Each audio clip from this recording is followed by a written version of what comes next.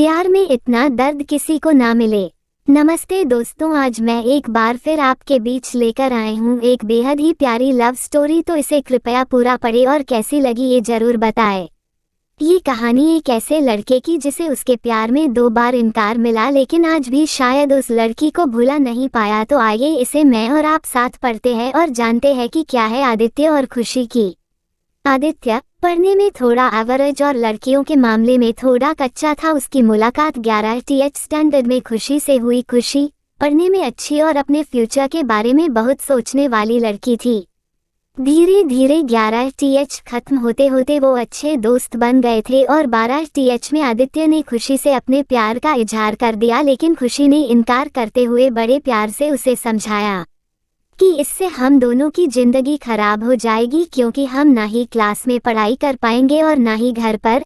आदित्य को खुशी की बात थोड़ी बुरी लगी, लेकिन फिर उसे समझ में आ गया कि खुशी सही कह रही है और उससे अपने फ्यूचर और पढ़ाई पर फोकस करना शुरू कर दिया। और अब आदित्य किसी भी लड़की से बात नहीं करता था, यहाँ तक कि खुशी से भी नहीं, क्योंकि उसे लगता था कि वो जब भी खुशी से बात करता है तब उसे अच्छा नहीं लगता था, क्योंकि कुछ दिन पहले तक खुशी उसकी क्रश थी और आज वो उसे रिजेक्ट कर चुकी थी। और आदित्य इन सब बातों को नज़रअंदाज करते हुए अपने इंटरमीडिएट की परीक्षा में मेहनत करके पूरे स्कूल में फर्स्ट आ गया। बाद में आदित्य दिल्ली के एक कॉलेज से बीटेक करने लगा और वहाँ भी वो किसी लड़की से बात नहीं करता था, क्योंकि खुशी ने उससे जो भी बातें कही थी कहीं ना कहीं उसके दिल में बैठ गई थी। और जब भी उससे कोई लड़की बात करने आती वो मुंह मोड़ लेता। वो धीरे धीरे अपने पढ़ाई में और भी अच्छा होता गया और आखिरी में आते आते वो अपने कॉलेज में भी टॉप 10 की लिस्ट में आ गया और उसे कॉलेज से प्लेसमेंट भी मिल गई और वो जॉब करने फिर से मुंबई चला गया। मुंबई एक बहुत ही बड़ा शहर है जहाँ एक मोहल्ले के लोग दूसरे मोहल्ले वाले को नहीं जानते हैं। वही जब आदित्य ऑफिस गया तो उसे वहाँ खुशी दिखी, लेकिन अब खुशी के लिए उसके दिल में कोई जगह नहीं थी और इसीलिए वो हर बार खुशी से छिपता रहता। इसलिए नहीं क्योंकि वो उससे नाराज था, बल्कि इसलिए क्योंकि वो फिर से खुशी की जिंदगी में नहीं आना चाहता था। लेकिन वो कहते हैं न कि भगवान की मर्जी के आगे किसी की नहीं चलती। एक दिन ऑफिस के कैंटीन में खुशी ने आदित्य को देख लिया और उसके पास जाकर उससे बातें करने लगी। आदित्य के पास भी खुशी से बात करने के अलावा और कोई विकल्प नहीं था।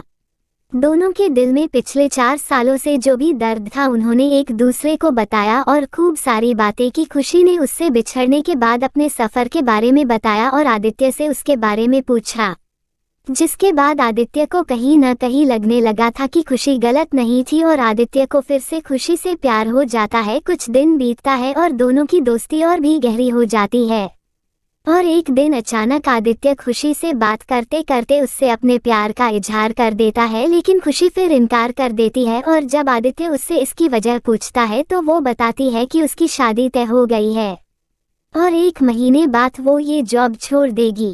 जब ये बात आदित्य को पता चली तो वो एक बार फिर टूट गया, जिसके बाद वो अपने आप को संभाल नहीं पाया और एक चिट्ठी खुशी के लिए छोड़कर चला गया। और खुशी उस खत को पढ़ती है जिसमें लिखा था, मेरी प्यारी खुशी, मैं तुमसे बहुत प्यार करता हूँ, लेकिन शायद तुम मेरी जिंदगी में नहीं हो, इसीलिए तो मैंने तुम्हें 2 बार खोया है। कोई भी इंसान इतना बदनसीब कैसे हो सकता है कि अपने प्यार को 2 बार खोए। मैं नहीं जानता कि मैं तुमसे दूर रह के जी पाऊंगा कि नहीं, लेकिन अगर तुम्हें किसी और से शादी करते देख लूंगा तो पक्का जी नहीं पाऊंगा। इसलिए मैं तुम्हें और इस शहर दोनों को छोड़ के जा रहा हूँ। शायद तुम मुझे भूल जाओ, लेकिन दूसरी बार मिलने के बाद मैं तुम्हें कभी नहीं भूल पाऊंगा। मैं भगवान से प्रार्थना करूंगा कि वो तुम्हें और तुम्हारे होने वाले पति को हमेशा खुश रखे। तुम्हारा प्यार आदित्य। खत पढ़ने के बाद खुशी रोने लगी और आदित्य को बहुत ढूंढा पर वो कहीं भी नहीं मिला और बाद में खुशी ने अपने परिवार की खुशी के लिए अभिषेक से शादी कर ली।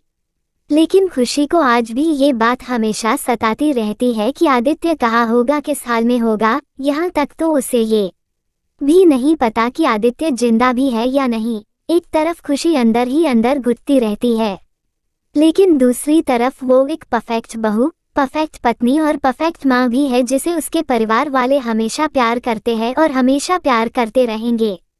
हमें ये तो नहीं पता कि खुशी ने 12th स्टैंडर्ड में या जॉब टाइम पर आदित्य को ठुकरा के गलत किया या सही।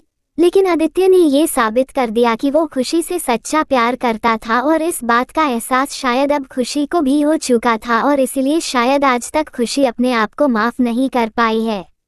मिल जाती अगर सभी को अपनी मोहब्बत में मंजिल, तो यकीनन रातों के अंधेरों में कोई दर्द भरी शायरी नहीं लिखता। इसी के साथ मैं आपसे विदा लेता हूँ दोस्तों। कैसी लगी सैड लव स्टोरी कमेंट करके जरूर बताएं। अगर आपको ये कहानी ज़रा सी भी पसंद आई हो तो इसे ज़रूर शेयर करें और ऐसे ही वीडियो देखने के लिए हमें सब्सक्राइब कर दीजिए।